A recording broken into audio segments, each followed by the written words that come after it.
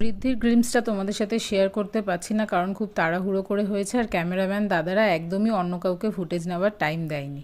তো এই যে হলুদ শাড়ি বা হালদি আউটফিটটা, এইটা লিটারেলি 5 মিনিটের মধ্যে আমি ক্রিয়েট করেছি বা চেঞ্জ করেছি। বৃদ্ধির হেয়ারস্টাইলগুলো ছিল আর আমার বান্ধবীরা ছিল বলেই হালদি লুকটা ক্রিয়েট করা পসিবল হয়েছে। প্রিয়া, রিম, সোনালি, মাম্পি আর ডেফিনেটলি আমার মেকআপ আর্টিস্ট কাম বোন প্রিয়াঙ্কা সামন্ত, এরা ছিল বলেই জাস্ট 5 মিনিটের মধ্যে শাড়ি অ্যান্ড জুয়েলারি চেঞ্জ করে মাথায় মুকুটটা লাগিয়ে আমি আসতে পেরেছি। তো এখানে তোমরা দেখতেই পাচ্ছ রিচুয়ালস হচ্ছে, আর এখানে আমার মা, পিসি, বৌদিরা প্রথমে গায়ে হলুদ দেবে, আর তারপর আমার শ্বশুরবাড়ি থেকে যে সমস্ত ফিমেলরা হলুদ নিয়ে এসেছিল তারাও দেবে।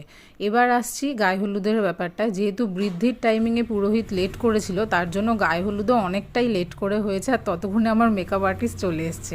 শুধু প্রিয়াঙ্কা ছিল বলেই হয়তো এই সময়টা আমি টেনশনটা একটু কম করেছি। আমি নিজেই জানি যে তখন আমার ভেতরে কি হচ্ছিল, কারণ টাইমের মধ্যে সব কিছু করার একটা বিষয় ছিল। আর আমার বন্ধুরা ওরা যদি না থাকতো, আমি যে কতখানি টেনশানে কিভাবে থাকতাম আমি জানি না। তোমরা কিছুক্ষণে বুঝতে পারবে যে ওরা থাকার জন্য কত ভালো ভালো মোমেন্টস এখানে ক্রিয়েট হয়েছে। সাথে ছিল ছোদ্দ ভাইয়ার বৌদি।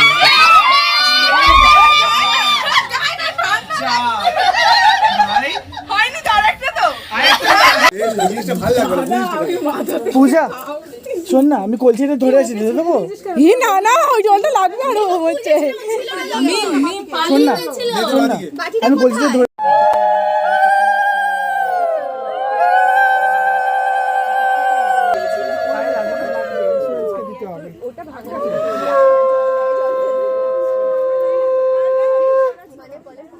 ওই দেখো ছোদ্দ ভাই লিটারেলি কোথায় দাঁড়িয়ে সমস্ত ফুটেজ নিল।